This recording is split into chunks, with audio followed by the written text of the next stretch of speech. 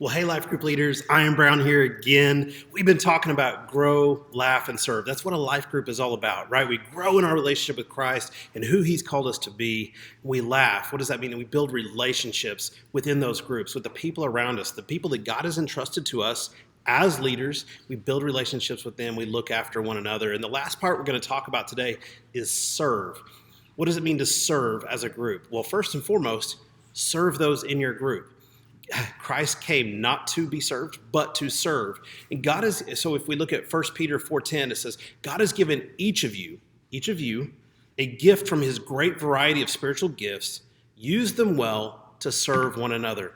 God has uniquely equipped you as the leader and those in your group with special giftings that will allow you to meet needs for those who've already been entrusted to you in your life group.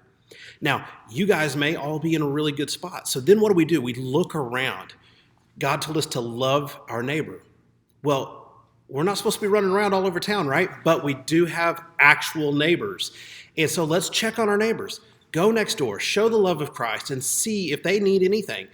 Maybe you have elderly in your neighborhood who shouldn't be getting out and moving around.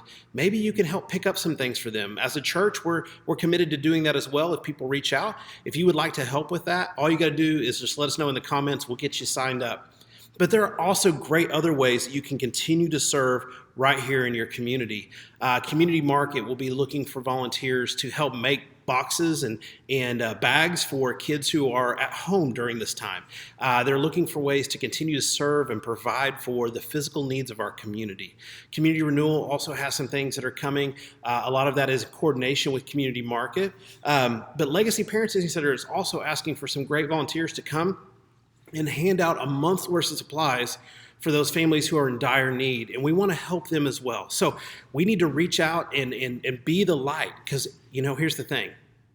The light shines brightest in the darkness. And God has called you to be the church, to be that light in our world. And so one of the great things that we're called to as a church is to go out and to serve. So look for those needs that are in your group already. People who are needing help, they need you to run errands for them. Maybe some of them are sick, maybe they're not. But how can you guys continue to meet needs for one another? But then we need to look outward and we need to support our community. So check into those great opportunities. Again, there'll be a paper document that'll accompany this video and it'll have some great ideas on there for you. But here's what we know.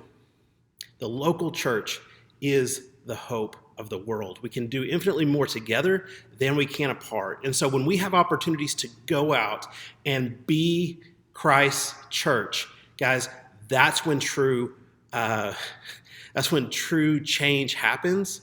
And guys, we've already been seeing a revival happening, but right now in the midst of one of the hardest things that our country and our world has ever gone through, we have an opportunity to show up and bring hope in a dark time. Don't miss this chance.